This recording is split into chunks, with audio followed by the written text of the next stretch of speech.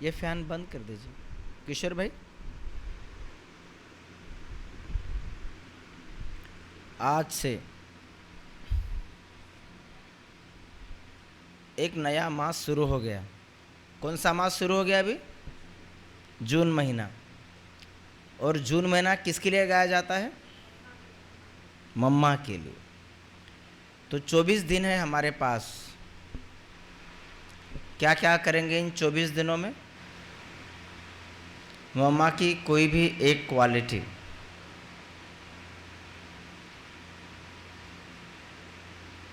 यहाँ कोई ऐसा है जिसको मम्मा के विषय में पता नहीं है? जिसको पता नहीं है वो हाथ खड़ा करे, जिसे हाँ मैं मम्मा के बारे में नहीं जानता हूँ। मम्मा की पहली विशेषता क्या थी? मुरली पर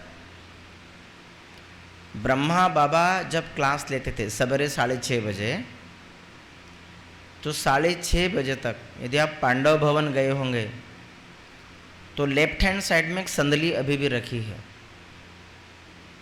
वहाँ मम्मा बैठ योग कराते थे। और मुरली के पश्चात उनका एक ग्रुप था जिस पर मम्मा मुरली पर विचार सागर मंथन कराते थे। आपको सबको पता होगा मम्मा का योग, मम्मा का निश्चय, मम्मा की कैंसर की बीमारी, मम्मा का शरीर छोड़ना, ज्ञान में कैसे आना, ये सब बातें। तो पहला होमवर्क इस महीने में अपनी एक पुस्तक बनी है मम्मा जगत अम्बा सरस्वती नाम से। इस 24 दिन में उस किताब को एक बार अच्छी तरह से पढ़ना है। यह आपका पहला होमवर्क। मम्मा का मास है तो उस किताब को पढ़ो। उसमें बहुत सारी यज्ञ की कहानियाँ मिलेगी और उसमें से एक कहानी है खिचड़ी की। आपको पता है सबको खिचड़ी, मम्मा द्वारा खिचड़ी किसको किसको पता है? मैं बता देता हूँ 2 मिनट में। एक बार मुंबई का कोई ग्रुप मधुबन आया था। ये उन दिनों की बात है जब बाबा मम्मा पांडव भवन में रहा करते थे। छोटा सा परिवार था। तो जब भी कोई पार्टी बाबा से मिलने आती थी तो बाबा उनको सौगात टोली हमेशा देते थे। तो जब बॉम्बे की पार्टी बाबा को गुड बाय करने आई, वो जा रहे हैं, तो उन दिनों मम्मा और मोहिनी दीदी, कौन सी मोहिनी दीदी? जो दादी प्रकाश मणि जी के साथ रहते थे, संदेशी दीदी, ये साथ में रहा करते थे। पार्टी जा रही है और बाबा ने मम्मा को कहा, मम्मा ये जो जाने वाली पार्टी इसके लिए साबूदाने की खिचड़ी बनाओ। वो जा रहे हैं। उन दिनों यज्ञ में कोई साधन नहीं था, तो पांडव भवन से आबू का जो बस स्टॉप है या तो पैदल या तो बैलगाड़ी, इस प्रकार से जाते थे। उन दिनों यज्ञ में एक बैलगाड़ी हुआ करती थी जिसमें सामान लादते थे और भाई बहनें वहाँ उनको छोड़कर आते थे। तो मुंबई की जो पार्टी थी उनको वहाँ बस स्टॉप पर छोड़ने के लिए तैयारी हुई। अब बाबा ने कहा मम्मा को कि मम्मा इनके लिए खिचड़ी बनाओ। तो मम्मा के साथ जो छोटी मोहिनी दीदी थी उन्होंने कहा, मम्मा वो तो चले गए, अब खिचड़ी बना के क्या फ़ायदा? खिचड़ी किसके लिए बनाओगे? जिनको खिचड़ी देना था वो तो लोग चले गए बस स्टॉप के लिए। मम्मा ने कुछ भी नहीं कहा, किचन में गए, साबूदाना निकाला और अपनी खिचड़ी बनाने लग गए। मोहिनी दीदी बाहर जाके देख रहे, मम्मा वो तो बहुत दूर चले गए, वो तो चले गए, खिचड़ी बना के क्या फ़ायदा? मम्मा ने कहा, बाबा ने कहा है खिचड़ी बनाना है इसलिए मैं बना रही हूँ। जब बाबा आए किचन में, बच्ची खिचड़ी बन गई है? जी बाबा खिचड़ी बन गई। बाबा ने कहा बच्ची ये खिचड़ी पैक कराओ। और किसी एक भाई के द्वारा बाबा ने वो खिचड़ी उस बस स्टॉप पर पहुंचाई जहां वो लोग बस में बैठने की तैयारी कर रहे थे। भावार्थ ये है, यदि आपके घर में कोई मेहमान आए, यदि आप मम्मा की जगह होते तो एटलीस्ट एक बार आप मम्मा के पास गए होते, बाबा के पास, कि बाबा वो लोग चले गए, खिचड़ी बनाना है या नहीं बनाऊं, ये आपने पूछा रहता। मम्मा ने कुछ भी नहीं, फॉलो फादर। इतना विश्वास था मम्मा का बाबा के ऊपर। यदि बाबा ने कहा है, उन दिनों पांडव भवन में जहाँ अभी बाबा का कमरा बना है ना, वहाँ बाबा की खटिया हुआ करती थी। अभी भी एक खटिया है और उस खटिया के साथ और एक खटिया हुआ करती थी, माना कुल मिला के 2 खटिया। तो सवेरे की बात है, बाबा ने मम्मा को कहा बच्ची ये बड़ी खटिया के नीचे छोटी खटिया डाल दो, है ना, तो जगह बच जाएगी। मोहिनी दीदी उनके साथ थे, मम्मा के साथ। तो मोहिनी दीदी कहते कि बाबा दोनों खटिया तो एक जैसी ही है, तो ये खटिया उसके नीचे नहीं जाएगी। मम्मा देख रहे, मम्मा चुप है। बाबा चले गए। मम्मा मोहिनी बहन को कहती है कि मोहिनी बाबा के सामने कभी भी इस प्रकार का प्रत्युत्तर हमें नहीं देना चाहिए। यदि बाबा ने कहा है खटिया जाएगी तो हमारा काम है खटिया को डाल के देखना है, जाए नहीं जाए वो उसका प्रॉब्लम है, वो हमारा प्रॉब्लम नहीं है। अब उसने सोच समझ करके ही बोला होगा, बाबा ने यदि बोला है तो। और मम्मा खुद अकेले गए, वो खटिया को नीचे झुका के टिल्ट करके अंदर डालने का प्रयास किया और वो खटिया चली गई। और मोहिनी बहन देख रही थी। तब मोहिनी बहन उनका एक खुद का क्लास है, मोहिनी बहन बताती है कि मैंने कभी भी उस दिन से फिर बाबा की कोई भी बात में संशय लेना या फिर छोड़ दिया। यदि बाबा कहता है तो असंभव कोई भी चीज़ नहीं है। बाबा माना क्या है, वो भगवान नहीं है लेकिन भगवान से कम भी नहीं है। ब्रह्मा बाबा वो बंदा है जहाँ जिसकी सिग्नेचर भगवान के बदले चलती है। बराबर है कि नहीं? यदि भगवान छुट्टी पर है तो किसकी साइन चलती है? वो है ब्रह्मा बाबा, भगवान के बदले, है ना। दुनिया में कहते हैं पैसा भगवान नहीं है पर भगवान से कम भी नहीं है। उसी प्रकार से ब्रह्मा बाबा भगवान नहीं है लेकिन भगवान से कम भी नहीं है। उसकी कंपनी का वो सीईओ है। दादिया हमारी जनरल मैनेजर है और बहनें कौन है? हमारी ब्रांच मैनेजर्स। और आप और हम लोग पता है कौन है? हम लोग है सेल्स एजेंट। हम लोग सेल्स एजेंट इस यज्ञ के। तो बाबा कुछ भी करा सकता है। वो हमेशा मुरली में कहता है कि मैं सर्जन हूँ पर तुम्हारी शरीर की बीमारी ठीक करने का ठेका मैंने नहीं लिया है। और भक्ति मार्ग में कई लोग आते उसको हील करके देता है। तू चाहे तो कतरे को समंदर कर दे, भगवान क्या नहीं कर सकता? तू चाहे तो कतरे को समंदर कर दे, चश्माए चश्क के हर अश्क को गोहर कर दे। तू गदा को जो नवाजे तो शहनशाह बने और जो चाहे तो यतीमों को पैगंबर कर दे। वो क्या नहीं कर सकता? वो भगवान है। और इसलिए भगवान ने हमेशा कहा है सर्टिफिकेट भी लेना है ना तो ब्रह्मा बाबा के थ्रू ही आना है। यदि हमारा प्यार ब्रह्मा बाबा से या मम्मा से नहीं है, जो अपने माँ बाप का नहीं हो सका, वो भगवान का क्या होगा? भगवान तो बाद में आता है। हमारे लिए भगवान है मम्मा और बाबा, जिन्होंने इस परिवार को बनाया, इस परिवार की नींव को रखा है ना। जो खुद बगैर चप्पल चले तब जाके आज हम उस अच्छे रास्ते पर चप्पल से चल रहे हैं। ये वो लोग हैं जिन चरणन की चरण पादुका भरत लिए लवलाही। भक्ति मार्ग में भगवान तो छोड़ो, भगवान की चरण पादुका का महत्व है। जही चरणन की चरण पादुका, जिसके चरणों की चरण पादुका, भरत लिए लव लाही। कहाँ पे रख के जा रहा है वो? सर पे रख के जा रहा है। तेही चरण केवट धोइली ने, वही चरण कौन धो रहा है? वो नाव वाला धो रहा है। तब हरि नाव चढ़ाई, उसके बाद नाव में बिठाया। ये बहुत अच्छे संवाद है भक्ति मार्ग में। ये जो भावार्थ है, लोग उसके चरणों की पूजा कर रहे हैं, लोग उसके पादुका की पूजा कर रहे हैं। ये भाई का प्रेम था। वरना आज देखो भाई भाई झगड़े में क्या नहीं करते, बड़े नाजुक होते हैं ये खून के रिश्ते। दो भाई में झगड़ा हो जाता है प्रॉपर्टी के लिए, वो भाई देखो बड़ा भाई उसको प्रॉपर्टी दे रहा है, बोलता है नहीं नहीं मैं तुम्हारी चप्पल से काम चला लूँगा।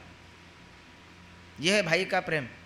और आज भाई उसकी प्रॉपर्टी हड़पने के लिए तैयार है, वो देने के बाद भी लेने को तैयार नहीं है। पूरा राज्य दिया, नहीं नहीं आप जाओ, राज्य तुम्हारा ही रहेगा, तुम्हारी चरण पादुका इस पर रख के मैं काम चलाऊँगा। और आज क्या हो रहा है? दो भाइयों का झगड़ा प्रॉपर्टी के लिए, पैसे के लिए, एक एक फूट के लिए, और जन्म भर बात नहीं कर रहे। बड़े नाजुक होते हैं ये खून के रिश्ते, इन्हें तू शर्मसार ना कर, चाहे तो मेरा हिस्सा भी तू ले ले भाई, घर के आंगन में दीवार ना कर। तो बाबा हमें यही तो बात सिखा रहा है। ब्राह्मण जीवन में दो बातों को संभाल के रखना है। मैं आपको दो दो तीन तीन किसी जोड़ी वाले बातें बताऊंगा। दो बातों से सावधान ब्राह्मण जीवन में। पहला है माना 2 B's ऑफ ब्राह्मण लाइफ। पहला है बातचीत। सारे फसाद की जड़ क्या है? शब्द, बातचीत। रामायण किसके लिए हुआ? महाभारत किसके लिए हुआ? अंधे की औलाद। बातचीत, शब्द संभालित बोलिए, ना शब्द को ना हाथ ना पाव। एक शब्द करता है भलाई और दूसरा करता है घाव। सास बहू के झगड़े, झगड़ा माना क्या? बातचीत। और आज बाबा ने वही बातें, दो बातें सिखाई है। 2M, आज की मुरली से 2M। पहला है मुख और दूसरा है मैनर्स। देखो बाबा कैसी बातें सिखाता है। मुरली के सार में है 2M। मुख मोड़ना है किन किन चीज़ों से, ये आपको तय करना है, मुझे किन किन चीज़ों से मुख मोड़ना चाहिए। और दूसरा है मैनर्स। पूरी मुरली में बाबा ने पवित्रता के मैनर्स की बात की है। तो ब्राह्मण जीवन में दो बातें जो संभाल कर रखनी है, पहली थी बातचीत और दूसरा है भोजन। ये 2 B's है। ये दोनों आपके कट्टर दुश्मन हैं। यदि आपने इन पर संयम नहीं रखा है तो पहला है बातचीत। बातचीत के लिए बाबा ऐसा कोई नहीं सिखाएगा जो यहाँ बाबा सिखाता है। तुम देवी देवता बनने वाले हो, IAS की पढ़ाई पढ़ रहे हो, और बाबा KG1 की छोटी छोटी छोटी बातें बताता है। बातचीत का तरीका क्या बोलता है बाबा? छोटों को कैसे बात करो? प्यार से बात करो। और बड़ों से कैसे बातचीत करो? आप कह के बात करो। बड़ों को दो सम्मान और छोटों को दो प्यार। कौन सिखाएगा? ऐसी बात है, बाबा सिखा रहा है। बातचीत ये होगी। मुख, मुख के लिए बाबा क्या कहता है? कल परसों की मुरली, अविरत मुख से बाबा बाबा बाबा बाबा निकलता रहे। बाबा हमेशा कहता है, भोली भाली माता है, मुख से बाबा बाबा निरंतर जाप चलता रहे। मुख में हो राम नाम, राम सेवा हाथ में। ये भक्ति मार्ग की बात है। मुख में क्या हो? मरते समय क्या बोलते? किसका नाम ले? राम का नाम ले। मुख में हो राम नाम और राम सेवा हाथ में। तू अकेला नहीं प्यारे, खुद राम तेरे साथ में, है ना। बाबा यही तो सिखा रहा है, भगवान हमारा साथी है। आज की मुरली में बाबा ने कई सारे कई सारे लोगों को याद किया है। कौन कौन से लोगों को याद किया है, जरा याद कराओ। कौन कौन से पात्रों को याद किया है? राम को याद किया, सीता को याद किया, जगत अम्बा, जगत पिता, कृष्ण, कंसपुरी, ऐसे पात्रों को बाबा ने याद किया। मुरली को याद करने के लिए मन हमेशा पहले मन की वर्किंग पद्धति को समझे। मम्मा की पहली मुरली को याद, तो मुरली याद कैसे रहती है? मन जो है वो चित्रों की भाषा समझता है,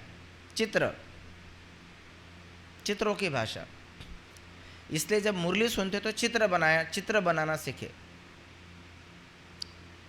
आज का मुरली का गीत क्या है? मुरली का सार डबल M, प्रश्न, मैनर्स, पवित्रता के। मुरली का सार अंधेरे में हो कौन, वरदान, गुणमुहूर्त बनना है, 2 चीजों में गुणमुहूर्त बनना है। स्लोगन, वैराग्य वृत्ति और इसका कनेक्शन। मुरली को याद करने की कला को स्वीकार करें, उसको डेवलप करें।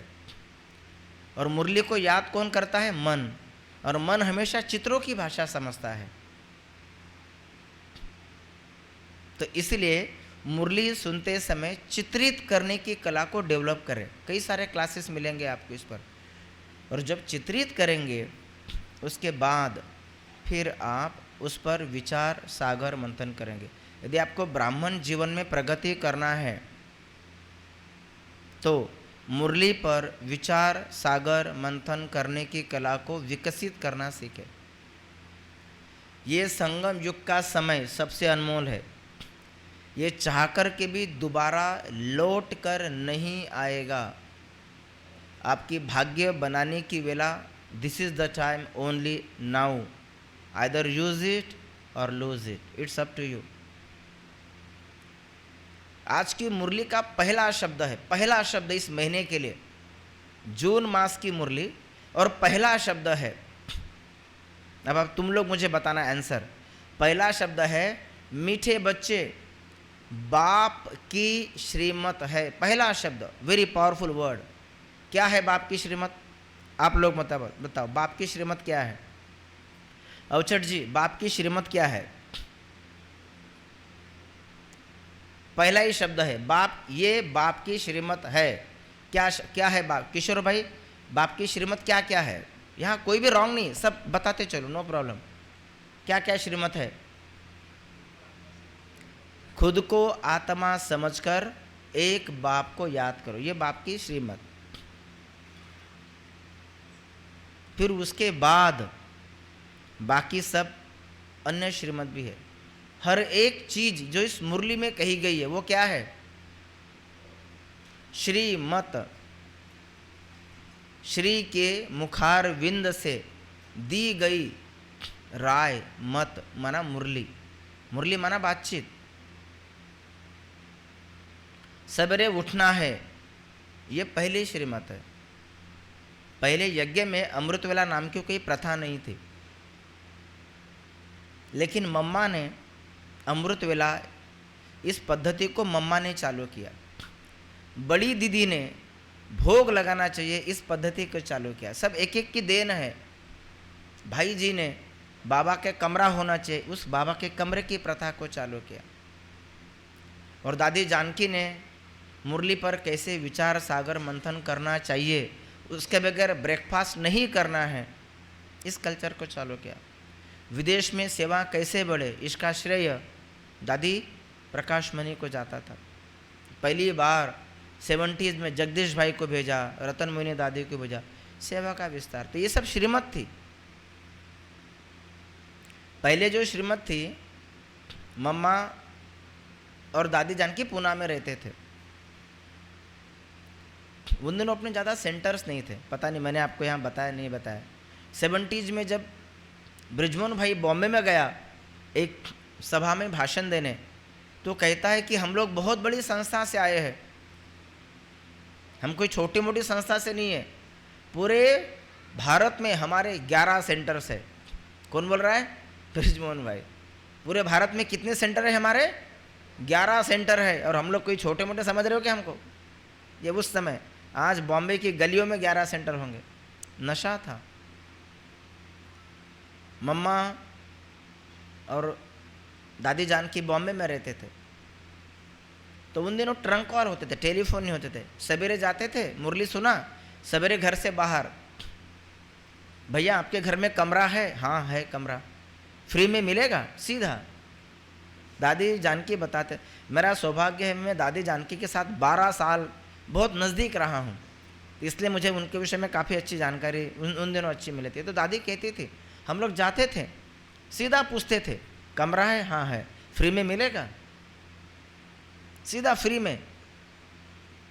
और फिर शाम को जब बाबा को ट्रंक कॉल करते थे, तो बाबा कहता था, बच्ची को फ्री में सेवा करने की अकल नहीं है। उन दिनों क्या। और फिर 1958 में पहली बार दिल्ली में साउथ एक्सटेंशन में 2,800 रुपये में पहला किराए का सेंटर लिया गया। तब पता चला कि अच्छा, हम लोग किराए से जगह लेकर के सेवा भी कर सकते। तब तक तो फ्री वाला ही काम था। फिर लखनऊ का सेंटर, बॉम्बे का सेंटर, ये सब सेवाएं उस समय बाद में चालू हुई। तो मम्मा बाबा ने जो यज्ञ के लिए किया है उसके बारे में पूरी जानकारी, अभी ये बहुत अच्छा मास है, तो मैं पर्सनली आपको रिक्वेस्ट करूँगा कि ये मम्मा की किताब उसको पढ़े। ब्रह्मा बाबा की 2 किताबें हैं, पार्ट 1 एंड पार्ट 2, जीवन को पलटाने वाली है ना, पार्ट 1 और ब्रह्मा बाबा के जीवन पर 2 आधारित। उसमें यज्ञ की पूरी स्टोरीज लिखी है। ब्रह्मा बाबा कौन था, मम्मा कौन थी। मम्मा घर की बहुत धनी थी, उनके पिताजी का तेल का बिजनेस था नेपाल में और भारत में, बैंकरप्ट हो गए, पिताजी को हार्ट अटैक आ गया, छोड़ के चले गए। फिर मम्मा अपने मायके मतलब अपने नानी क्या वहाँ रहने लगे भारत में। और ताज्जुब की बात देखो, ये सब एक ही गांव के रहने वाले हैं आसपास। मम्मा जिस स्कूल में पढ़ती थी उस स्कूल का नाम था कुंदनमल, और वहाँ से आधा किलोमीटर पर दूर थी दादी जानकी की स्कूल। तो मम्मा दादी प्रकाश मुनि एक ही स्कूल में, दादी जानकी उसके बाजू के स्कूल में। मतलब इस यज्ञ के जो टॉपर लोग हैं, मैं इसको थोड़ा अलग भाषा में कहता हूँ, जिनकी आप पूजा करते हो, लक्ष्मी, सरस्वती, दुर्गा, ये सब एक ही गांव के रहने वाले लोग हैं और आसपास के स्कूल में पढ़े। माना सारी देवी देवताएं उसी जगह से निकले हैं। सोचो, हम लोग क्या बोलते हैं, हमारे गांव से 3 क्लास 1 ऑफिसर निकले, वो लोग क्या बोलते होंगे, अरे हम लोग एक ही गांव से 3 देवियाँ निकली। सोचो, ज्ञान को रमणीकता से विचार सागर मंथन करना सीखे, रमणीकता से। कोई भी एक शब्द आज की मुरली से लेवे, मैनर्स, आज बाबा ने कहा पवित्रता के मैनर्स, बाबा ने कहा डबल M, मुख और मैनर्स। फिर बाबा ने कहा कौन सी आदत पक्की होनी चाहिए, पवित्रता के मैनर्स की आदत, क्योंकि सारा खेल पवित्रता का है। मैंने यहाँ कई बार सुनाई है स्टोरी, और एक बार सुना देता हूँ। पवित्रता, यदि आप 2 दिन अमृत वेला नहीं करो चलेगा,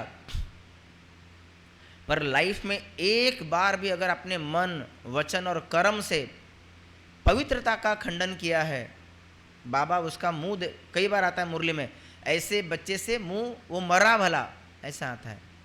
पांडव भवन में जब भट्टी चल रही थी, पवित्रता की मुरली चली, और दादी प्रकाश मणि ने कहा, दादी कल सभी का पवित्रता का चार्ट देखेगी, कल हरेक को, जो भी मधुबन निवासी है, हरेक को अपना पवित्रता का चार्ट लेकर के आना है। दूसरे दिन सब लोग अपना अपना चार्ट, हिसाब किताब पोता में लेके आए, क्योंकि बाबा ने पवित्रता की मुरली चलाई थी, बहुत स्ट्रिक्ट मुरली थी वो। दूसरे दिन मुरली खत्म हो गई, दादी ने अभी पूछा सबको, क्या सब लोग अपना अपना पवित्रता का चार्ट लेकर के आए हो? दादी ने कहा मुझे बताने की आवश्यकता नहीं है, this is between you and him, मैं तो केवल एक जरिया हूँ, निमित्त। अगला सेंटेंस जो यज्ञ में किसी ने नहीं कहा है और ना ही कहने की हिम्मत रखेगा, वो केवल दादी प्रकाश मुनि थे। दादी ने कहा अपना अपना चार्ट निकालो और अपने आप से पूछो, और ये प्रश्न क्या, जिनका पवित्रता का चार्ट 50% से कम है वो लोग मधुबन माना यज्ञ छोड़ के चले जाओ, गेट लॉस्ट फ्रॉम द यज्ञ, चले जाओ। ये आज तक किसी ने नहीं कहा है। दादी क्या बोल रही है, जिनकी पवित्रता की धारणा 50% से कम है, हमें तुम्हारी जरूरत नहीं, गेट आउट फ्रॉम हियर, यज्ञ छोड़ के चले जाओ। यह है पवित्रता की धारणा। रामायण में पवित्रता का यदि खंडन है तो उसके लिए मृत्यु दंड निश्चित किया गया है। आपने भक्ति मार्ग में गरुड़ पुराण है, उसमें ये पाप कर्म ये सजा, ये पाप कर्म ये सजा। तो उसमें से एक सार जो राम समाज को संदेश दे रहा है, जब बाली और सुग्रीव का युद्ध हुआ, प्रभु श्री राम ने बाली को बाण से मारा, तो बाली ने बड़ी ही नम्रतापूर्वक हाथ जोड़कर उसको कहा कि पहली बात तो ये हमारे दो भाइयों का झगड़ा है, तुम बीच में पड़ने वाले होते कौन हो? और मैंने तो सुना था कि रघुवंशी अपने नियमों का, अपनी मर्यादाओं का पालन करते हैं, तो तुमने मुझे पीछे से बाण क्यों मारा? ये दो प्रश्न थे उसके। मैं बैरी सुग्रीव प्यारा, क्या बोल रहा है बाली, मैं बैरी हो गया और सुग्रीव तुम्हारा प्यारा हो गया। मैं बैरी सुग्रीव प्यारा, अवगुण कवन नाथ मोहि मारा। अवगुण कवन, मुझ में ऐसे कौन सा अवगुण था जो तुमने मुझे मारा? मैं बैरी सुग्रीव प्यारा, अवगुण कवन नाथ मोहि मारा। तब प्रभु श्री राम ने उसको जो उत्तर दिया है, यह है पवित्रता के मैनर्स की धारणा। अनुज वधु भगिनी सुत नारी, 4 छोटे भाई की पत्नी, अनुज, अनुज माना छोटा भाई, अनुज वधु उसकी पत्नी, भगिनी माना बहन, सुत नारी म्हणजे सुनबाई। अनुज वधु भगिनी सुत माना पोरगा, नारी और कॉमन नारी। अनुज वधु भगिनी सुत नारी, सुन सठ, सठ माना मूर्ख, अरे मूर्ख मानव सुन, क्या?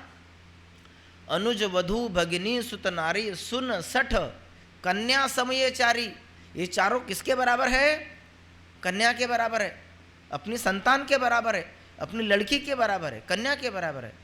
इन्हें कुदृष्टि बिलो के ही जोए, और इन्हें जो केवल कुदृष्टि रखता है, काम विकार पाप कर्म तो छोड़ो। बाली ने क्या किया था, अपने छोटे भाई को युद्ध में परास्त करके उसकी छोटे भाई की पत्नी को अपने घर में लाया था। इसलिए राम कहता है अनुज वधु भगनी सुत नारी, सुन सठ कन्या सम ये चारी, इन्हें कुदृष्टि बिलो के ही जोए, ताहे वधे कछु पाप न होए। ऐसे लोगों का वध करना पाप नहीं पुण्य है शास्त्र के हिसाब से, और इसलिए तेरा वध ये संपूर्ण शास्त्रोक्त है। तो चेक करो अपने चार्ट को, मेरी पवित्रता की दृष्टि, मेरी दृष्टि में कितनी पवित्रता है? वो पवित्रता का सागर। और यदि मेरी नज़र, मेरी नियत, दृष्टि बाहर नियत अंदर, जिसको बाबा हमेशा कहता है दृष्टि वृत्ति और कर्म कृति, इसमें यदि पवित्रता नहीं है तो खंडित मूर्ति की कभी भी पूजा नहीं हो सकते। तो चेक करो क्या मेरी पवित्रता पूजा के योग्य है? मैं आज की मुरली से ही विषय कर रहा हूँ, पवित्रता के मैनर्स। कभी कभी बाबा कहता है पवित्रता की शक्ति, कभी कभी कहता है पवित्रता का गुण, और आज बाबा ने कहा मैनर्स माना तुम्हारे जीवन की पद्धति है ये प्यूरिटी। हम लोग हमने टेम्पररी पवित्रता को धारण किया क्या? हाँ, सवेरे 8 बजे तक मैं पवित्र आत्मा हूँ, फिर छोड़ दिया। आप लोग फुल टाइम ब्राह्मण हो या पार्ट टाइम ब्राह्मण हो, पवित्रता का मैनर्स। इसलिए सावधान, अपनी दृष्टि को पावन पवित्र बनाना सीखे। देवी देवताएं पवित्र थे और उसके ऊपर की डिग्री है पावन। भगवान को पतित पावन कहा जाता है, पतित पावन। आज की मुरली में आया है। अपनी पवित्रता पर विशेष ध्यान रखें। पहला पी, आज का पहला पी है ना, अपना पवित्रता का चार्ट सोने से पहले भगवान को देना सीखे। क्योंकि हम लोग यहाँ केवल ज्ञान में चलने नहीं आए हैं, हम लोग आए हैं ज्ञान में तरक्की करने, प्रगति करने। यदि आप 25 साल से ज्ञान में चल रहे हो और फिर भी यदि आपकी धारणा ठीक नहीं, मम्मा 27 साल ज्ञान में चली, केवल 27 साल,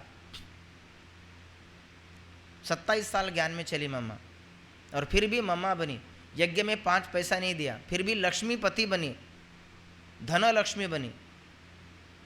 पवित्रता की धारणा, मुरली पर संपूर्ण विचार सागर में एक बार मुरली पढ़ो, हो गया। मम्मा दोबारा वर्ड टू वर्ड बताती थी, जैसे कि स्वामी विवेकानंद थे। बाबा ज्ञान में केवल 33 साल चले, ब्रह्मा बाबा, और हम लोग क्या कहते हैं, मैं 50 साल से ज्ञान में हूँ। अरे वो 27 साल ज्ञान में चली, सब कुछ करके लपेट करके आगे निकल भी गई और तू उधर ही पड़ा है। वो 60 साल में आया, 60 साल में आया, 60 साल, जिसको आप लोग बुढ़ापा कहते हो। लोग लकड़ी पकड़ना सीखते हैं 60 साल में, 60 साल में आया, 33 साल ज्ञान में चला, सब कुछ समेट के ये दोनों लोग नंबर 1 लेके चले भी गए, और तुम यही चिल्ला रहे हो हम लोग 50 साल से ज्ञान में चल रहे हैं। अब इसमें गर्व करना चाहिए या शर्म, ये आप डिसाइड करो। मैं हमेशा एक बात कहता हूँ, मैं जहाँ नौकरी करता हूँ तो मैं एक जनरल मैनेजर की पोस्ट पर हूँ, तो वह मुझे मैनेजमेंट का तरीका आता है। तो मैं आपको एक प्रश्न पूछता हूँ मैनेजमेंट के, जब आप मरोगे, मेरे शब्द बुरे हैं लेकिन फिर भी इसके लिए आप, अगर मैं वहाँ मैनेजमेंट में हूँ ब्रह्मा बाबा के साथ, तो मैं आपको एक प्रश्न पूछूंगा, भाई जी मैं 25 साल ज्ञान में चला, ओके, ये आपने मुझे कहा और मैं वहाँ खड़ा हूँ, मैं एक ही बात पूछूंगा, तुम्हारे ज्ञान में चलने से, मैं तो मैनेजमेंट का आदमी हूँ, हमारे यज्ञ को क्या फ़ायदा हुआ? मैं तो यही पूछूंगा ना भाई, मैं जनरल मैं तुमको नौकरी पे क्यों रोकूं? यदि मुझे तुमको नौकरी पर रखना है तो तुम मेरे कंपनी के लिए क्या कर सकते हो? मैं जनरल मैनेजर हूँ, मेरा ये प्रश्न रहेगा आपको, बराबर है किशोर भाई? मैं तुमको नौकरी देने को तैयार हूँ, अवचट साहब बराबर है, मैं तुमको नौकरी देता हूँ, लेकिन तुम्हें नौकरी पर रखने से मुझे क्या फ़ायदा है? तुम्हें नौकरी पर रखने से मेरे कंपनी को क्या प्रगति मिलेगी? ये तो पूछेगा ना कोई भी आदमी। सेम प्रश्न यदि ब्रह्मा बाबा ने आपको पूछा, या बाबा नहीं और मैं हूँ, तो मैं तो जरूर पूछूंगा कि भाई आप 50 साल ज्ञान में चले, उससे हमारे यज्ञों को क्या फ़ायदा हुआ? नहीं मैंने 3000 प्रोग्राम किए, वो तूने किए, उससे यज्ञ को क्या फ़ायदा हुआ? तुम्हारे ज्ञान में चलने से यज्ञ की क्या प्रगति हुई, वो मुझे बताओ, तो मैं तुम्हें कंसिडर करता हूँ। नहीं सवेरे उठा ज्ञान में, वो सब तुमने तुम्हारे लिए किया था, तुम्हारे कारण हमारे यज्ञ का कोई फ़ायदा हुआ है, यज्ञ की कोई तरक्की हुई, तो मुझे बताओ, तो मैं तुमको कंसिडर करूँ, वरना मैं तुम्हें नौकरी पे नहीं लूँगा। उसी प्रकार से चेक करो, क्या मैं यज्ञ रक्षक बना हूँ? यज्ञ रक्षक के टाइटल केवल एक इंसान को मिला है आज तक, और वो था भाऊ। भाऊ माना ब्रह्मा बाबा के बड़े भाई का लड़का। आप उसकी जीवन कहानी पढ़ना, ये एक एक वो लोग हैं, एक बार आप इनकी जीवन कहानी पढ़ लो, मैं आपको प्रॉमिस करता हूँ आप लोग मर जाओगे पर धारणा नहीं तोड़ोगे। अरे जिनको आप फॉलो कर रहे हो उनके बारे में आपको पूरा पता होना जरूरी है। आप अगर लड़की देखने जाते हो तो कैसे डायरेक्ट शादी करते हो क्या? पहले उसका नाम पूछोगे, उसका गोत्र पूछोगे, उसकी जाति, धर्म, उसके माँ की कुंडली, बाप की कुंडली, भाई की कुंडली, परिवार की कुंडली। इससे भी नहीं हुआ तो उसके मामा की कुंडली, बराबर है ना, क्या बोलते हैं, मामकूड़ पूछते कि नहीं? और जिसको तुमने देख के अपना जीवन दिया है, उस ब्रह्मा बाबा को, उस मम्मा को, उस शिव बाबा को, उस यज्ञ को, तो उसके बारे में तुमको कितना पता होना चाहिए। इसलिए जिसको यज्ञ से प्यार नहीं, उसको शिव बाबा से प्यार हो ही नहीं सकता। हिंदी में बहुत अच्छी कहावत है, ये मैनेजमेंट का रूल है एक्चुअली। यदि माँ को अपना बनाना है तो उसके बछड़े से प्यार करना सीखो। ये बहुत अच्छा रूल है मैनेजमेंट का। यदि आपको गाय मार रही है, गाय को मत करो कंट्रोल, उसके बछड़े को प्यार करो, गाय खुद ब खुद तुम्हारे वश में आ जाएगी। बाबा ने कई बार कहा मुझे वही प्यारे है जो यज्ञ स्नेही है, यज्ञ प्रेमी है, यज्ञ संभालो, वो खुद ब खुद तुम्हारा गुलाम बन जाएगा। तुम यज्ञ की इतनी सेवा करो, छोटी छोटी चीज़ों का केयर। आपने माचिस की स्टोरी सुनी होगी, सेवा के लिए गए 7 लोग, बच्चे तो माचिस लेके नहीं जा रहे, वो भगवान बोल रहा है माचिस के लिए, पूरी दुनिया का कारोबार छोड़ के तुम्हारी एक माचिस के लिए वो बोल रहा है। तुम उस पर तन मन धन जो भी यथाशक्ति, लेकिन फुल फोर्स से सरेंडर हो जाओ। बाबा जिसको कहता है 20 नाखूनों का जोर, तुम पुरुषार्थ तो करो, भले 100% नहीं आएगा, भले मम्मा नहीं बनेंगे, भले दादी नहीं बनेंगे, अरे दीदी तो बनोगे कम से कम, पर ये मौका दोबारा कभी नहीं मिलेगा। जो नियम है, दादी जी की भट्टी थी, मैं कुमार भट्टी में गया था, वो शब्द मैं आज तक नहीं भूला, नियम बड़े कड़े हैं। सवेरे 4 बजे उठना, नहा धो के अमृत वेला करना, फिर मुरली एक बार पढ़ना, उस पर चर्निंग करना, फिर मुरली पढ़ना, फिर बाबा को भोग लगाना, फिर उसके साथ दिनचर्या व्यतीत करना, 5 ट्रैफिक कंट्रोल, 1 सोमान का अभ्यास, सोने से पहले नुमा शाम का योग, सोने से पहले चाट देना। नियम बड़े कड़े हैं, उसे कड़ा ही रहने दो। इसी को कहते हैं बाहर की भाषा में, कायदे में रहोगे तो फायदे में रहोगे। इसलिए आज बाबा का पहला सेंटेंस है, बाप की श्रीमत है, अंडरलाइन द वर्ड श्रीमत। कई सारी श्रीमत है, उसमें से मुख्य 2 श्रीमत। आत्मिक स्थिति में व्यवहार करना सीखो, और व्यवहार में पवित्रता की धारणा हो, चाहे खाने में हो। पवित्रता कहाँ का, पहले अपने आप को पूछो, यदि पवित्रता मुझे, अब तो पवित्रता कहाँ का अपनानी है। पहली पवित्रता मेरे संकल्पों में हो। दूसरी पवित्रता, जो अंदर होगा वही तो बाहर आएगा। बोल में बाबा ने कहा, आवेश में आना, रोब में आना, क्रोध में आना, ये भी अपवित्रता है। कल परसों की मुरली व्यर्थ, ये भी अपवित्रता है। बाबा ने एक मुरली में कहा है, साधारण संकल्प भी अपवित्रता है। सोचो, दादी चंद्रमणि मधुबन गई पंजाब की सेवा करके, बाबा को बताया, बाबा हमने इस प्रकार से सेवा की। तो बाबा ने देखा कि मम्मा, दादी बार बार सेवा इस विषय पे ज़्यादा जोर दे रही है। तो बाबा ने कहा, बच्ची, उन दिनों बाबा का कमरा मतलब शिव बाबा की फ़ोटो, कमरे में जाओ, 2 मिनट योग करो, फिर वापस आओ। दादी चंद्रमणि जो टीचर की टीचर थी, जब योग करके भाई बाहर वापस आए तो ब्रह्मा बाबा ने एक साधा प्रश्न पूछा, बच्ची, जब तुम योग में बैठती हो तो तुम्हें सेवा के संकल्प चलते हैं? साधा सा प्रश्न है। तो दादी ने कहा, जी बाबा, जब मैं योग में बैठती हूँ तो सेवा के संकल्प चलते हैं। बाबा ने कहा, योग माना योग, ये वर्ड टू वर्ड मुझे अभी भी याद है, दादी चंद्रमणि का क्लास है ये। योग माना केवल योग, योग के समय सेवा के भी संकल्प न चले, ये बाकी तो छोड़ दो, सेवा के भी संकल्प न चले। और फिर बाबा ने कहा, बच्ची, 15 दिन के लिए सेवा ही छोड़ दो, घर में बैठ, यज्ञ में बैठ, तपस्या करो। दादी बताती थी, इसको कहते हैं योग। अभी आप बताओ, जब आप योग में बैठते हो 1 मिनट, जब उसमें से कितने समय आप यहाँ बैठे हो, अपना गाना आपके लिए बना है, यहाँ हमारा तन होगा और पूरे गांव भर हमारा मन होगा, वो किसके लिए बना है? वो हमारे गायन है। बाबा कहता है, योग माना योग।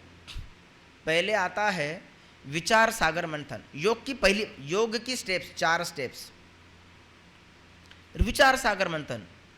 उसके बाद में आता है रूह रिहान। विचार सागर मंथन मेरे लिए, रूह रिहान व्यवहार में, विचार चर्निंग करोगे, मैं आत्मा हूँ, आत्मा यहाँ है, तभी तो रूह रिहान करोगे औरों के साथ। फिर आता है रूह रिहान। पहले आपने विचार सागर मंथन किया, फिर रूह रिहान किया, फिर जो भी विचार सागर मंथन से निकला था उसके बेस पे आता है योग, और उसके बाद में आती है जो वर्ड आपने दादियों के लिए सुना होगा, तपस्या। दादियों ने 14 साल योग किया या तपस्या की? तपस्या।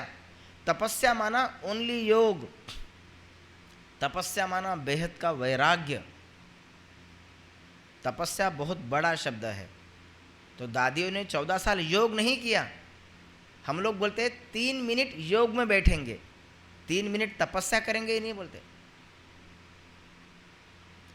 तपस्या बहुत बड़ी उपाधि है। इन लोगों ने तपस्या की, ये तपस्वी है और आप लोग योगी हो। फर्क समझ में आया? ब्रह्मा बाबा मम्मा तपस्वी थे।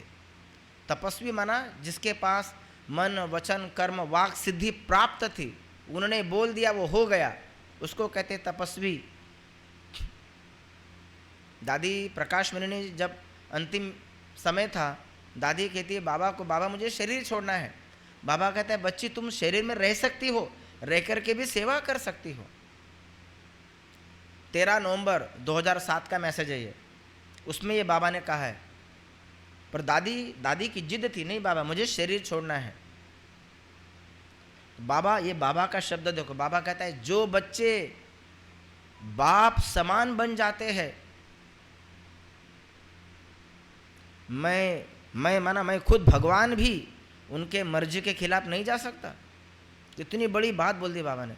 जो बच्चे बाप समान बन जाते हैं, मैं उनकी इच्छा के विरुद्ध नहीं जा सकता। दादी ने कहा मुझे शरीर छोड़ना है, जी दादी जी। उल्टा है यहाँ सीक्वेंस।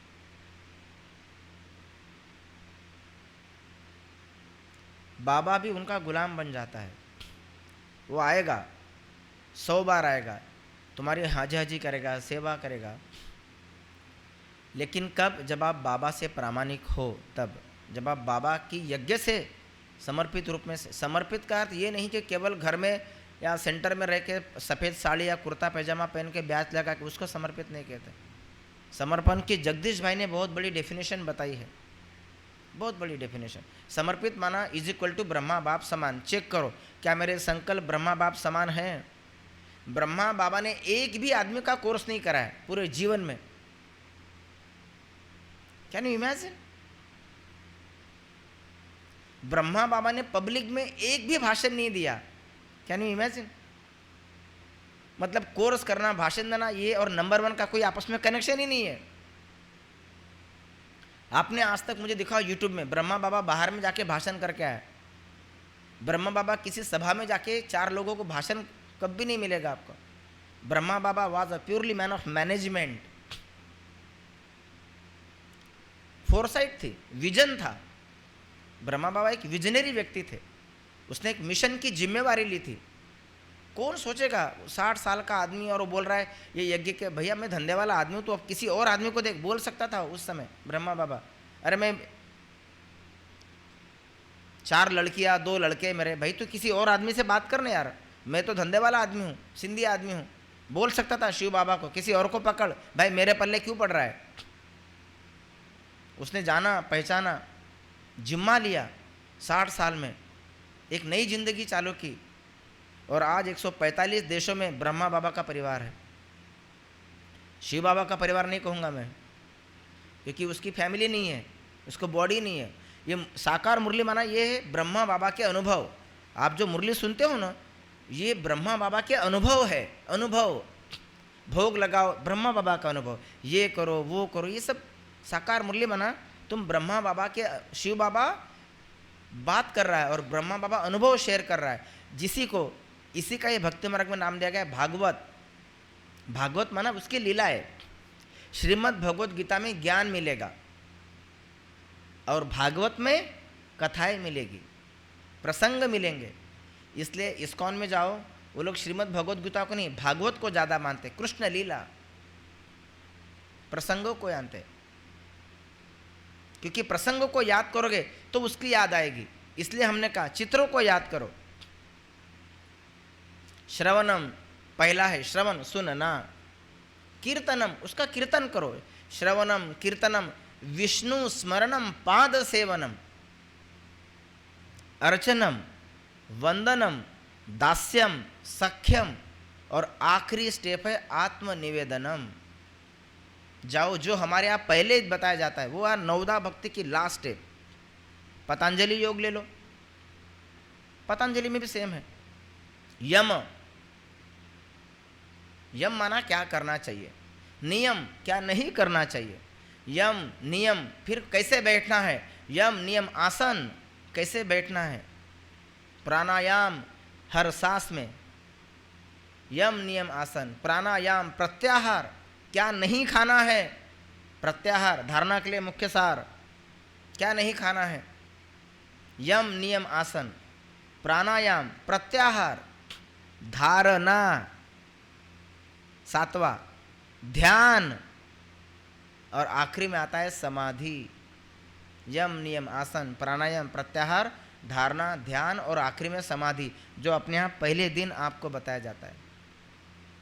इस ज्ञान को हल्के में मत लो, ये वो ज्ञान है जो कई युगों की तपस्या के बाद पुण्य कर्मों का मिलता है। आप लोग बहुत सौभाग्यशाली हो जो ज्ञान मिला, पर इस ज्ञान को यदि मुझे मिला है तो मैंने इसको अपने जीवन में लाया है।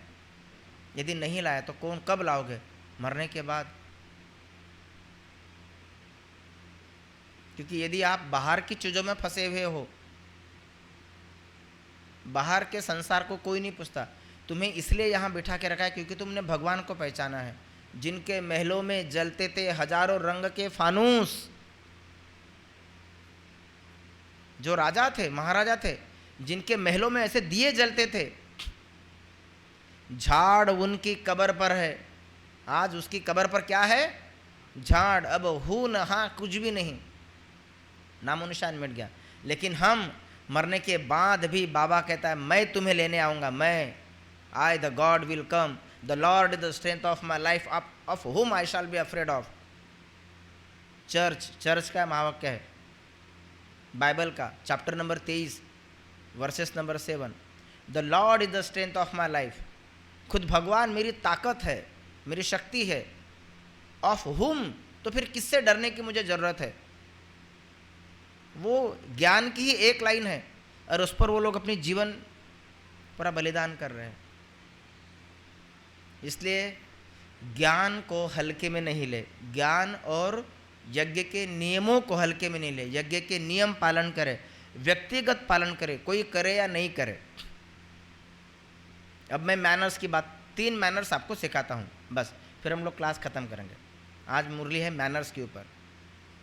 पहली बात, यज्ञ की कहानियों को पढ़े, यज्ञ की हिस्ट्री को पढ़े, मम्मा की जीवन कहानी पढ़े, बाबा की जीवन कहानी पढ़े। ये पहला होमवर्क है आपको जो दिया है। दूसरा, यज्ञ के नियमों का व्यक्तिगत पालन करें। यदि आप 5 बजे उठते, 4 बजे उठना चालू करें। हमारा दिन सवेरे 8 बजे तक ही है, जो कुछ भी किया सवेरे 8 बजे तक, उसके बाद दिन खत्म। हमारा ब्राह्मणों का दिन 8 बजे ख़त्म होता है, ब्राह्मणों का दिन 2 बजे चालू होगा, सवेरे 8 बजे ख़त्म। ये हमारा दिन है। तुम्हें जो कुछ भी करना है इस 5 घंटे में करना है, ये पुरुषार्थ का है। मोहिनी दीदी ने लास्ट मास का पत्र लिखा, क्या लिखा था? सोमवार को योग भट्टी रखो, अपना मौन रखो, सवेरे 8 बजे तक नॉट टॉक, 6 से 10 नॉट टू टॉक, ऑल ये सब बातें थी। हमने सुना, हम लोग सुनने में एक्सपर्ट है। पर हित उपदेश कुशल बहु तेरे, दूसरों को उपदेश देने में हम लोग बहुत एक्सपर्ट है, पर आचरण ही ते नर न घनेरे। पर जिसका आचरण हो, ऐसे नर, घनेरे माना बड़े मुश्किल से मिलते हैं। इसलिए बाबा कहता ना, कोठों में कोई, कोई में भी कोई। इस ज्ञान को डाइजेस्ट करने वाले इतने आसान नहीं है। तो नियमों का पालन करें। अमृत वेला ये पहला बेसिक हमारी मर्यादा है, मैनर्स है। अमृत वेला 4 हमारे मैनर्स है। आपने कोर्स किया होगा, उसमें लिखा है पवित्रता, ब्रह्मचर्य, शुद्ध अन्न और सत्संग। ये 4 बातें हमें सिखाई गई थी। दादी जानकी के पास हम लोग शाम को बैठते थे। दादी जानकी हमेशा कहती थी मैं अपने आप को हर दिन 7 दिन का कोर्स कराती हूँ। दादी जानकी बोल रही है मैं अपने आप को हर दिन 7 दिन का कोर्स कराती हूँ। दादी बोले मैं 12 बार मुरली पढ़ती हूँ। 3 मैनर्स, सवेरे उठते बराबर और रात को सोने। मैं आपको 3 मैनर्स सिखाता हूँ। पहला, ये आप लिख लो, 3P। पूरे ब्राह्मण जीवन में अगर आपको प्रगति करना है, इसमें सब आ गया। इसमें काला जादू, बद्दुआ, ये सब उसमें 3P में कवर हो गया। ये 3P का आप नियम फॉलो करो। 3P, क्योंकि मैं ज्ञान दूंगा ना, आप भूल जाओगे। इसलिए मैं चाहता हूँ कि केवल एक विषय आप याद रखो, 3 Ps। पहला P, सवेरे उठते बराबर, पहला पी, उसका नाम लिखो परमात्मा। पहला पी है परमात्मा। क्या कैसे यूज करना मैं बताता हूं। दूसरा पी प्रकृति, और तीसरा पी है परिवार। ये तीन चीजें, ठीक है। अब इसको तुमको ज्ञान में कैसे यूज करना है। पहला पी, पहला हम इसको करेंगे धन्यवाद। धन्यवाद से सवेरे आंख खुलते बराबर, वहाँ चिट्ठी ये तीन पी लिख दो, चिपका दो। इन तीन लोगों का धन्यवाद करना है सबसे पहले उठते बराबर। पहला पी किसका धन्यवाद करना है। मुझे तूने दाता बहुत कुछ दिया है, तेरा शुक्रिया है, तेरा शुक्र। परमात्मा का धन्यवाद क्यों करना है उसका धन्यवाद। इस पर विचार सागर मंथन आपको करना है, मैं नहीं बताऊंगा क्यों धन्यवाद करना है। उसकी 10 बातें आप लिखो, कहो, जो कुछ करना है। धन्यवाद करने के कई सारे तरीके, क्योंकि खुदा को भी खुशामद प्यारी होती है। हे परमात्मा, अपने लिए बाबा, तो मैं जिंदा बचा, आंखें खुल गई, अरे मैं बचा हूँ, जिंदा बचा हूँ। कई लोग रात को सो गए, सवेरे उठे ही नहीं। तुम जिंदा बचे हो, तुम्हारा धन्यवाद। तुमने मुझे 220, ये शरीर की कीमत है 220 करोड़, तुमने मुझे 220 करोड़ की कार लेके दिया है, मैं इसको दिन भर चला रहा हूँ। I am the driver, driving the car. तुम्हारा धन्यवाद। बाबा, तुमने मुझे इतना अच्छा घर दिया, शरीर दिया, खाना दिया, पीना दिया, ज्ञान दिया, मधुबन दिखाया, ओम शांति का रास्ता दिखाया, इतनी अच्छी हेल्थ दी, इतनी अच्छी वेल्थ दी, इतने अच्छे संबंध दिए, इतना अच्छा पैसा दिया, प्रॉपर्टी दी, सब कुछ तो तुम्हारा था, है ना। तो उसका धन्यवाद करें। तेरे कारण मेरी सांसें चल रही है। तूने मुझे 2 आंखें दी, अगर एक आंख होती तो क्या करते, 2 कान दिए, एक पैर होता तो क्या करते। उसका धन्यवाद करना सीखो। कल भी मैं वही बता रहा था, नथनी दिनी यार ने सुमरती बारंबार। नथनी, नथ, अगर उसके पति ने उसको 10 तोले की नथ दी तो बार बार उसका धन्यवाद कर रही है, मेरे पति ने मुझे 10 तोले की नथ दी। नथनी दिनी यार ने सुमरती बारंबार, और नाक दियो करतार ने ताकू दियो बिसार। जिसने नाक दिया उसका तो कभी धन्यवाद नहीं किया तुमने, और जिसने नथ दिया नाक में लटकाने के लिए, उसको बार बार धन्यवाद दे रहे हो। अरे उसने नाक दिया, भाई जी अगर कान नहीं होते तो चश्मा कहाँ लटकाते, तो उसने कान दिया। अरे मुख नहीं होता तो हर गुरुवार का भोग कौन खाता। मुख नहीं होता, जीभ नहीं होती तो किसको ज्ञान सुनाते। दृष्टि नहीं होती तो क्या आप नेचर का अनुभव कर सकते थे। हर सांस में उसका, भगवान का, परमात्मा का धन्यवाद करना सीखे। बाबा, तुमने मुझे बहुत अच्छे बच्चे दिए, तुमने मुझे बहुत अच्छा पति दिया, तुमने मुझे बहुत अच्छी पत्नी दी, बहुत अच्छा घर दिया, परिवार दिया, समाज दिया, नौकरी दी, वावर सेत सब कुछ डालो उसमें, तुम्हारा शुक्रिया। पहला पी। इसके कई सारे प्रकार है पर मैं शॉर्ट में बता रहा हूं। दूसरा पी प्रकृति। प्रकृति माना क्या, प्रकृति के 5 तत्व।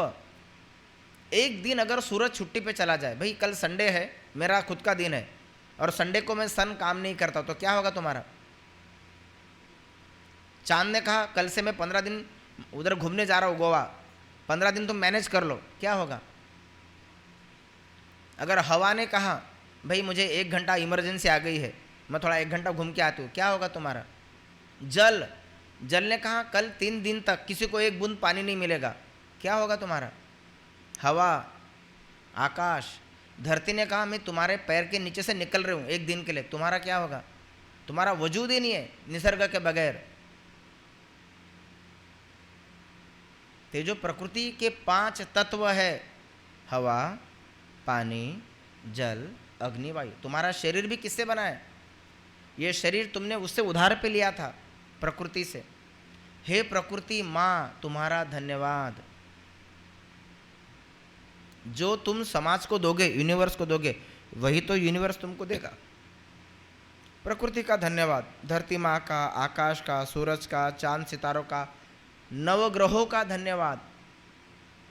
है ना, नवग्रह जो 7.5 बोलते, उनका धन्यवाद। पशु पक्षी वनस्पति उन सब का जो नेचर में है, प्रकृति में तुम्हारा शरीर भी आ गया। हे आंखें तुम्हारा धन्यवाद, हे कान तुम्हारा धन्यवाद, हे नाक तुम्हारा धन्यवाद।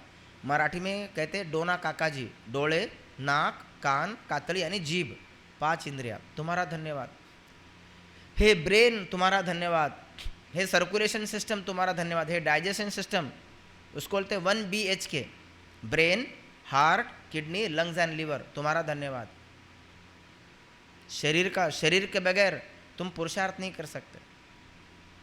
कल एक दिन तबीयत खराब थी, मैं क्लास नहीं करा सका, शरीर नहीं तो कुछ भी नहीं, इसलिए शरीर देवता तुम्हारा धन्यवाद। हे प्रकृति के 5 तत्व तुम्हारा धन्यवाद, तुमने मुझे सब कुछ दे दिया और दोगे, बस हो गया, उनको बोल के छोड़ दो, वो खुद ब खुद देगा तुमको। निरोगी कंचन काया। तो पहला धन्यवाद, पहला पी परमात्मा को धन्यवाद, दूसरा पी प्रकृति को धन्यवाद। प्रकृति में कौन कौन आ गए? प्रकृति के 5 तत्व, 9 ग्रह, दाहु दिशा और तुम्हारा 5 तत्वों का शरीर, इन सब का धन्यवाद करना सीखे, क्योंकि इनके बगैर तुम पुरुषार्थ नहीं कर सकते। तीसरा धन्यवाद परिवार का। अब परिवार में 2 लोग आए, लौकिक परिवार और अलौकिक परिवार। परिवार का धन्यवाद क्यों? अगर वो खबरदार जो कल से ओम शांति में गए तो तुम्हारे पैर तोड़ दूंगी, जा सकते हो क्या?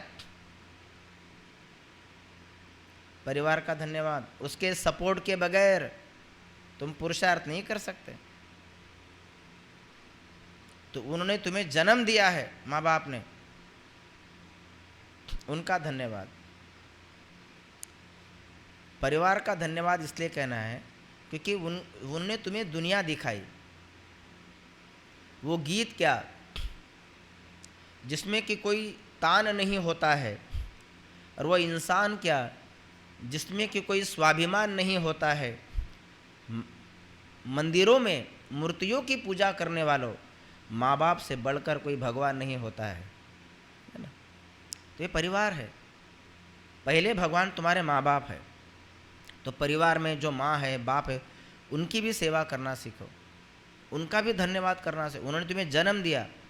हम बड़े हुए तो ममता वाले सारे बंधन तोड़ाए, बंगले में कुत्ते पाल लिए और माँ को वृद्धाश्रम छोड़ा। ये आज की शोकांतिका है।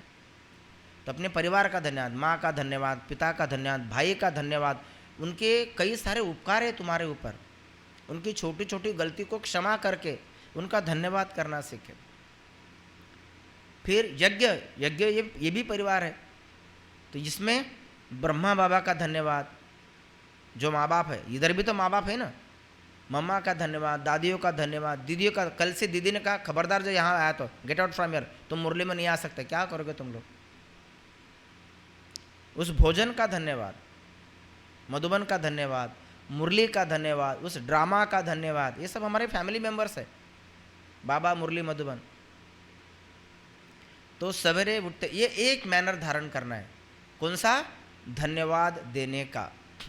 और किन 3 लोगों को धन्यवाद देना है? 3 पी। पहला पी परमात्मा को धन्यवाद, दूसरा पी प्रकृति को धन्यवाद, तीसरा पी परिवार को, चाहे लौकिक परिवार चाहे अलौकिक परिवार, इनको धन्यवाद देना सीखो।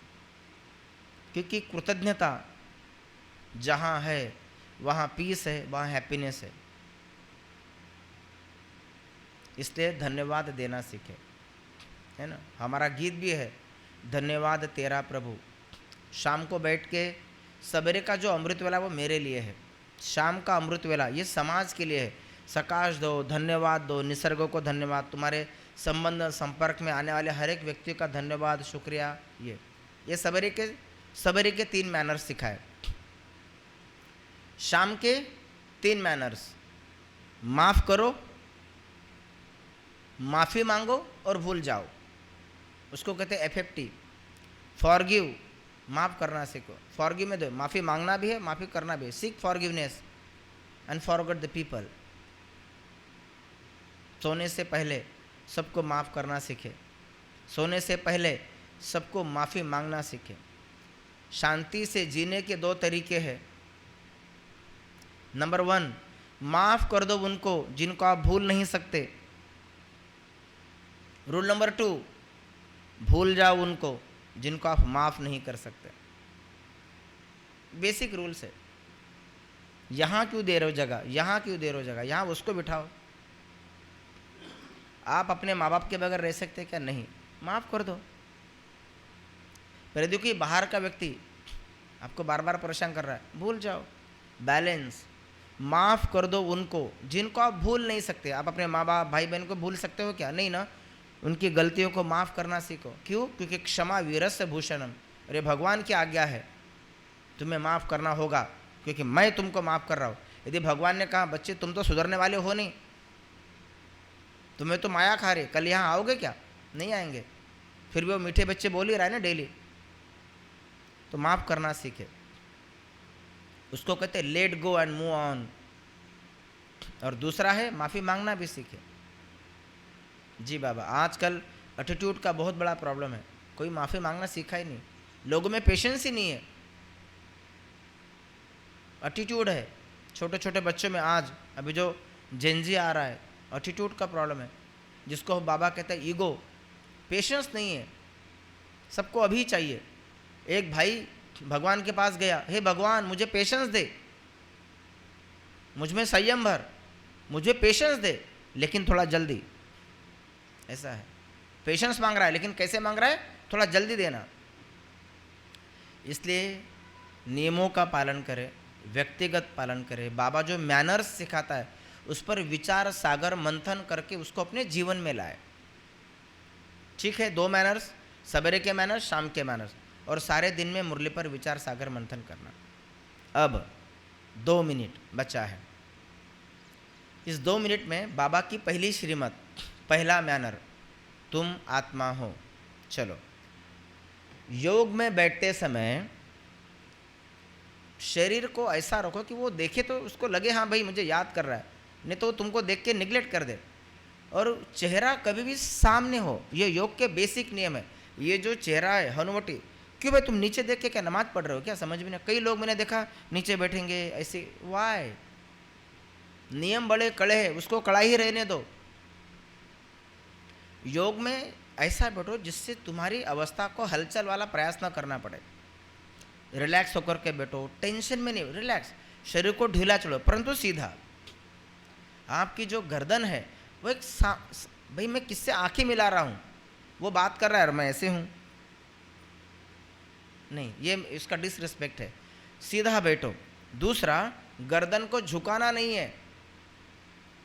तुम कोई अपराधी हो क्या? तुमने कोई पाप किया है क्या जिससे नज़र नहीं मिला रहे हो? गर्दन को सीधा ही रखना है। गर्दन झुकाना इट्स डिसरिस्पेक्ट, योग में नहीं आता। मुझे ब्रह्मा बाबा का एक चित्र दिखा दो या मम्मा का जिसमें गर्दन नीचे है या आंखें बंद है। बाबा को बोलते थे लोटस पोजीशन, वो लोटस पोजीशन था। अरे उसमें नहीं तो कम से कम इसमें तो बैठो। साष्टांग योग में जब जाओगे तो इससे कठिन मुद्रा बताएंगे वो लोग। सीधा बैठो, ये सीधा हो, आंखें आधी खुली हो, कम से कम आधी खुली हो। गौतम बुद्धा, राम कृष्ण मंदिर में जाओ, आंखें आधी खुली। ये मेडिटेशन के बेसिक पोज माने जाते हैं। आंखें बंद नहीं करना है, गर्दन नीचे भी नहीं रखना है, और ना ही शरीर को ये है बेसिक योग। ये हो गया योग में बैठने का तरीका। योग में बैठते समय शिव बाबा को पहले याद कभी नहीं करना है, पहले आत्मिक स्थिति पर विचार सागर मंथन ही करना है, पहले आत्मा पर ही। कभी भी मुरली में बाबा ने ये नहीं कहा कि मुझे याद करो, पहले कहा स्वयं को आत्मा समझ मुझ बाप को याद। ये बेसिक नियम है योग का। शिव बाबा को याद तो करोगे लेकिन याद टिकेगी नहीं, फिर टिकेगी नहीं। इसलिए पहले 2 मिनट हमेशा स्वयं का चर्निंग करो।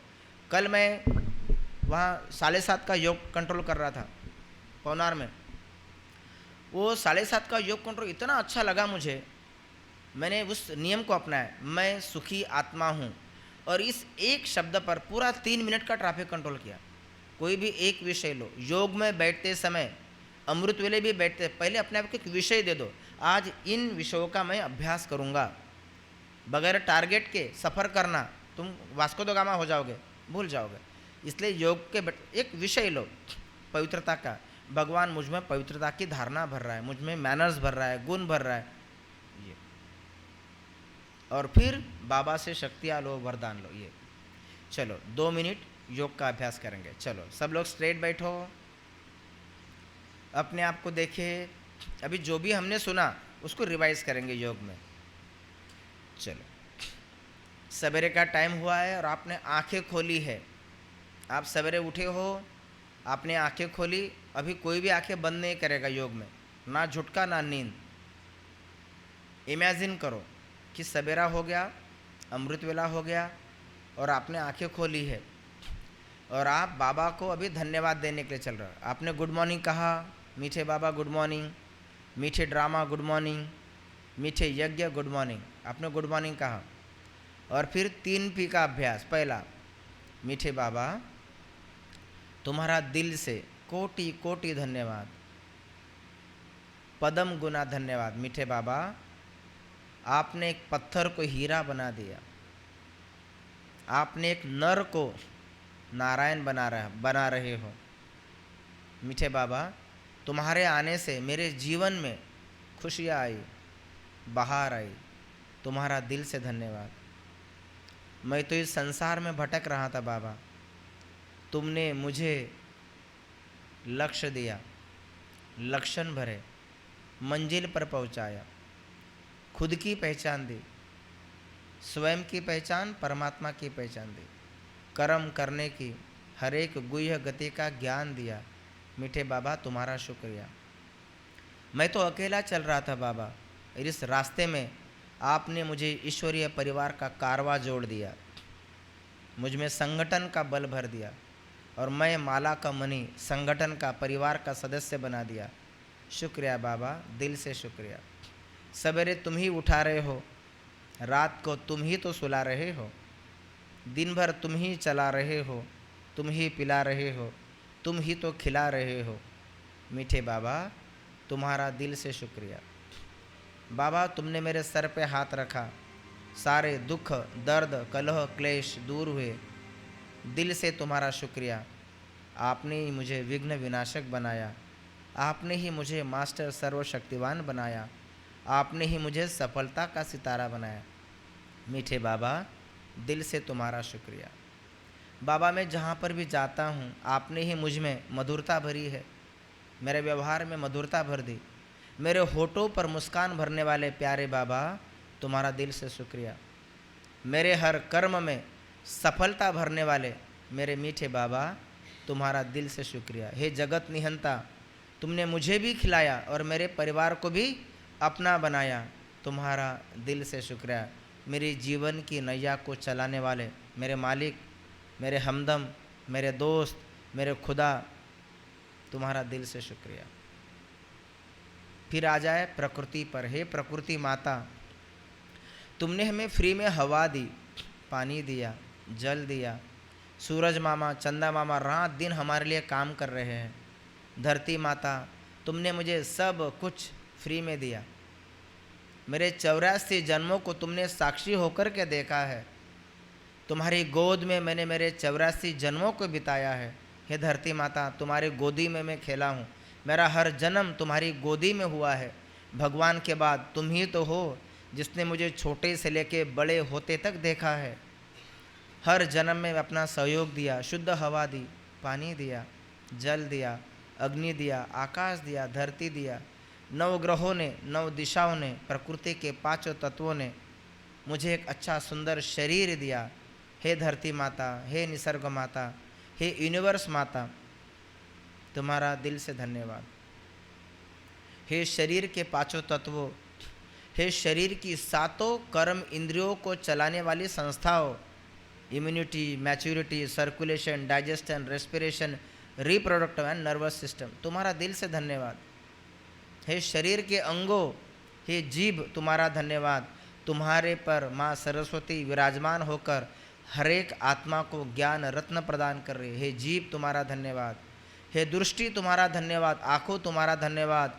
एक आँख में बाबा, एक हाथ में शिव बाबा बिठाकर मैं हर एक को भाई भाई की दृष्टि से देख रही हूँ, तुम्हारा धन्यवाद। मैं हर एक को अपने दृष्टि से शांत और शीतल कर रही हूँ। हे आँखें तुम्हारा धन्यवाद। हे कान तुम्हारा धन्यवाद। तुम्हारे कारण ही तो मैं प्रतिदिन भगवान के महावाक्य मुरली के रूप में सुन सकता हूँ। हे मुख तुम्हारा धन्यवाद।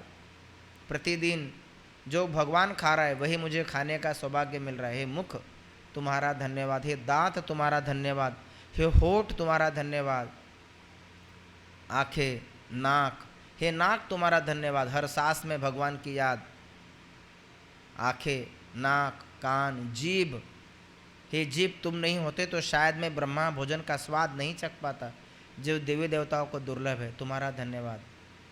शरीर देवता तुम्हारा धन्यवाद, हे ब्रेन तुम्हारा धन्यवाद, तुम अच्छा सोच रहे हो, हे हार्ट तुम्हारा धन्यवाद, तुम रात दिन पंपिंग का काम कर रहे हो फ्री में, without any bill, without any charge.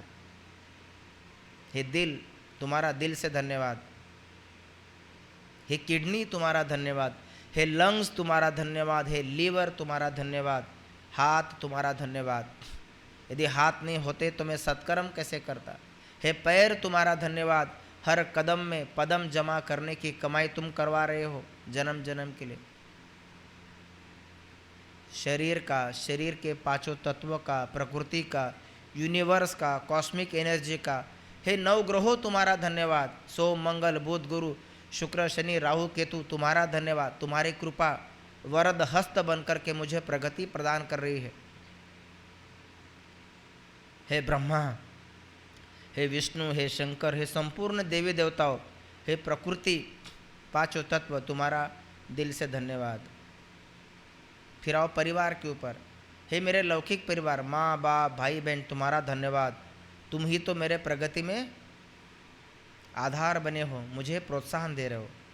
हे लौकिक परिवार तुम्हारा, तुमने मुझे वो सब प्यार दिया जो हर एक इंसान को चाहिए, माँ का प्यार मिला, भाई का प्यार मिला, बहन का प्यार मिला, पत्नी का प्यार मिला, पुत्र का प्यार मिला, सबको तुम्हारा धन्यवाद। मेरे हर कर्म में तुम मुझे सहायक बनकर के प्रगति में आगे बढ़ा रहे हो। ईश्वरीय परिवार का धन्यवाद, मम्मा बाबा तुम्हारा धन्यवाद, तुम्हारे कारण ज्ञान मिला। हे ब्रह्मा बाबा तुम नहीं होते तो मेरे जीवन में शिव बाबा नहीं होता, तुम्हारा दिल से धन्यवाद। हे दादियों तुम्हारे तपस्या के कारण आज हम लोग सुख रूपी जीवन जी रहे, तुम्हारा धन्यवाद। हे ईश्वरीय परिवार, ईश्वरीय परिवार के एक एक सदस्य का, एक एक आत्मा का धन्यवाद। हे मधुबन तुम्हारा धन्यवाद, तुम नहीं होते तो मैं भगवान से कहाँ मिलता, तुमने मुझे भोग खिलाया, तुम्हारे जगह पर बैठ के मैंने भगवान को देखा, बातचीत किया, खाते हुए देखा। हे मधुबन तुम्हारा धन्यवाद। हे ड्रामा माँ तुम्हारा धन्यवाद, हर बार ये सीन रिपीट हो रहा है, फिर से वो खुशियों भरे दिन, ज्ञान में आने के, भोग खाने के, सेवा करने के, प्रदर्शनी में सेवा, यज्ञ की सेवा करने का अवसर तुमने मुझे दिया। हे ड्रामा माँ तुम्हारा दिल से धन्यवाद। मन में कृतज्ञता का भाव लेके भगवान का धन्यवाद, परमात्मा का धन्यवाद, प्रकृति का धन्यवाद, अपने इस परिवार का धन्यवाद, अपनी आत्मा का धन्यवाद, सबका धन्यवाद करते हुए चलो। 1 मिनट साइलेंस में रहे, आत्मिक स्थिति में स्थित हो, इन तीनों को दिल से नमस्कार करो और 1 मिनट का साइलेंस। ओम शांति।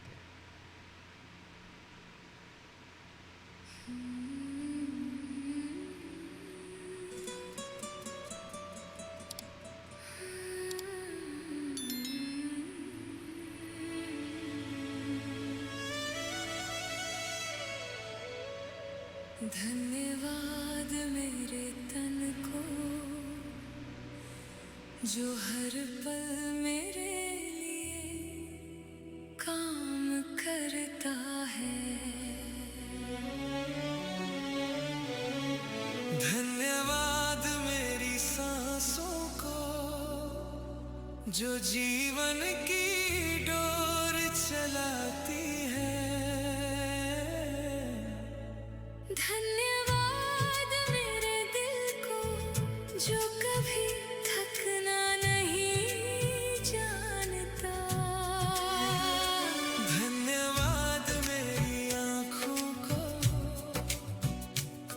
जो रोशनी दिखाती है। धन्यवाद मेरे कानों को जो अपनों की आवाज सुनाते हैं।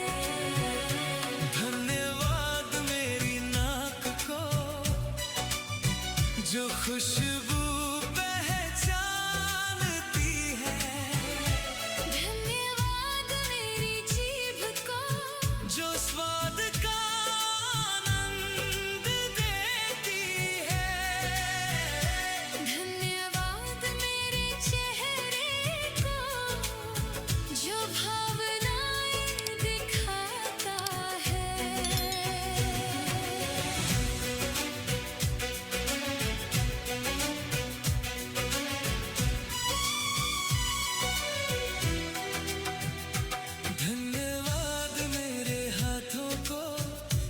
सपनों को आकार देते हैं। धन्यवाद मेरी हथेलियों को जो सेवा करना जानती है। धन्यवाद मेरी उंगलियों को जो रचना करती है। धन्यवाद मेरे पैरों को जो हर सफर में साथ देते हैं। धन्यवाद मेरे घुटनों को जो चल